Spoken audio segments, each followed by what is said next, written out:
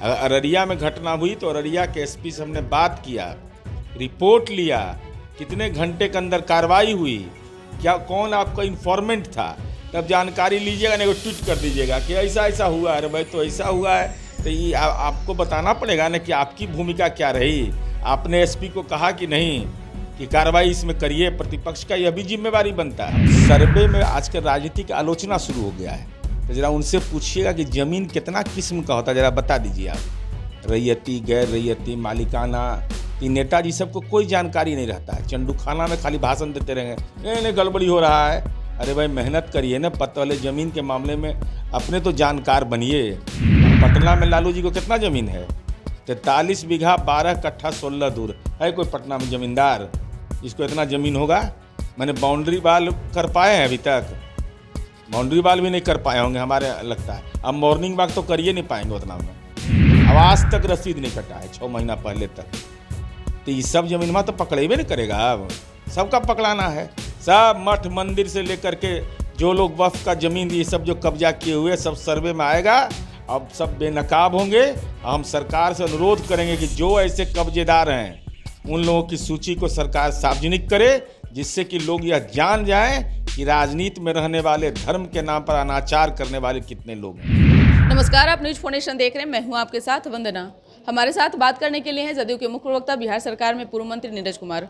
तेजस्वी यादव का जो बयान इन दिनों अपराध पर देखा जाए तो बहुत आक्रामक दिख रहे हैं, आंकड़ों को गिनवा रहे हैं और जो भी घटनाएं घट रही है, क्या लग रहा है लॉ एंड ऑर्डर बिहार में सब कुछ सही है?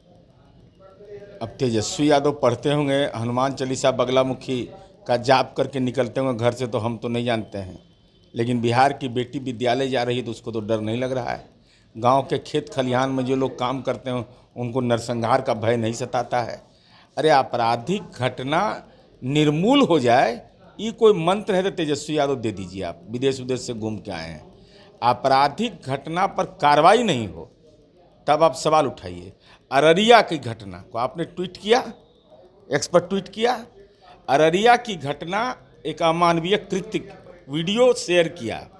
हमारी पुलिस के सोशल मीडिया ने, नहीं राष्ट्रीय जनता दल और ग्रैंड अलायंस का कोई कार्यकर्ता या हमारी पार्टी का भी कार्यकर्ता ने पुलिस को खबर नहीं किया। सोशल मीडिया पर देखा और पुलिस ने संज्ञान लिया, 5 आरोपियों को गिरफ्तार करके जेल भेज दिए। अब भैया ये तो आप, और कितना उम्र का सब है? 22 साल, 25 साल, 20 साल का लड़का सबका है। मैं एज ग्रुप देख रहा था उसका। तो ये जो नया ट्रेंड है अपराध का, तो अपराध के खिलाफ मुकम्मल कार्रवाई होती है। बचाने वाला नहीं है तेजस्वी यादव कोई इस बिहार के अंदर में। यही तो नीतीश कुमार जी का यूएसपी रहा है। इस कहाँ समझौते का सवाल है ऐसे सवालों पर। लेकिन आप भी इस विषय से पीछे नहीं मुकर सकते हैं। इन दिनों आम आदमी तो आम आदमी, खास आदमी की भी जो है वो देखा जाए। आम आदमी या खास आदमी क्या होता है भाई? आम आदमी और खास आदमी क्या होता है? देश का एक सामान्य नागरिक की भी अगर हत्या होती है तो वह भी भारतीय दंड संहिता के तहत अभियुक्त बनता था, और खास आदमी बनेगा। आम खास नहीं, आम आदमी के मन के अंदर अगर भय है तो ये चिंता की बात है।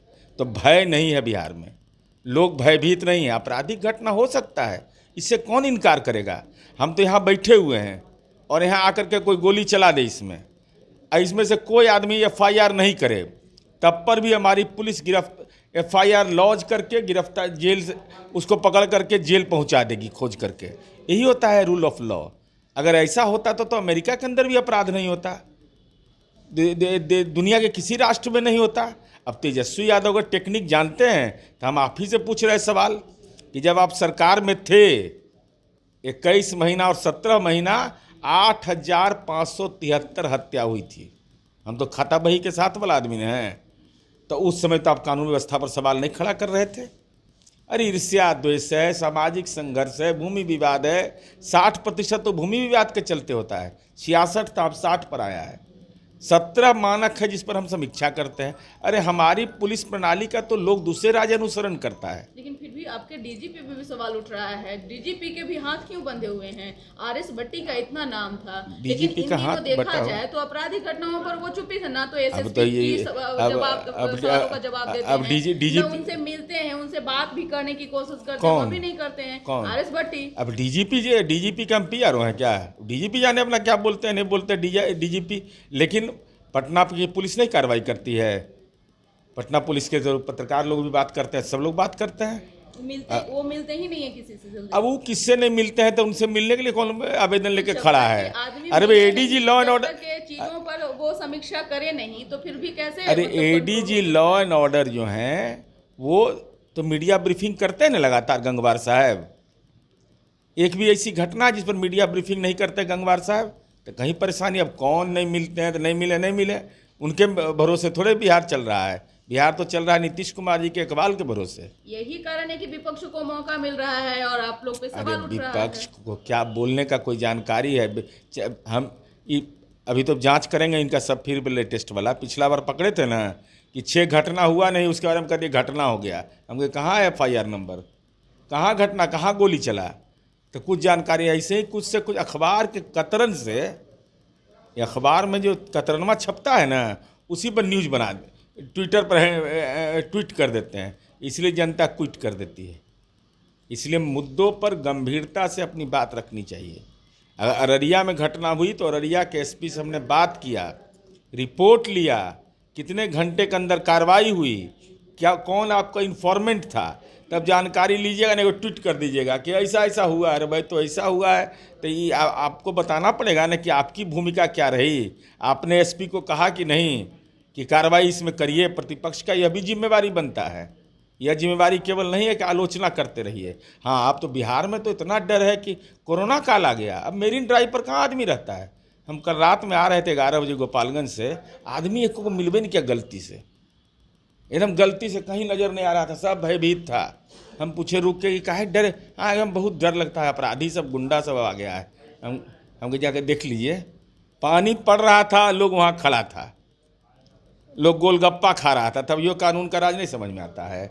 चले जाए ना बगल में, ये मौर्य लोग के बगल में जो है वहाँ पर 12 बजे रात तक के आइसक्रीम का ठेला लगा रहता है, तो कैसे होता है? डर से निकल भी नहीं करता है लोग।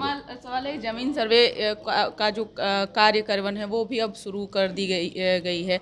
ऐसे में क्या लग रहा है कि जो भी क्योंकि वो भी आपराधिक घटना का वो भी एक जो है जरिया माना जा रहा था, ऐसे में नेताओं का भी नाम है कि कई लोगों का ज़मीन जो है वह उस पे कब्जा है। नेताओं का, बड़े बड़े दबंगों का ठेकेदार हैं, उसमें बहुत सारे लोग शामिल हैं।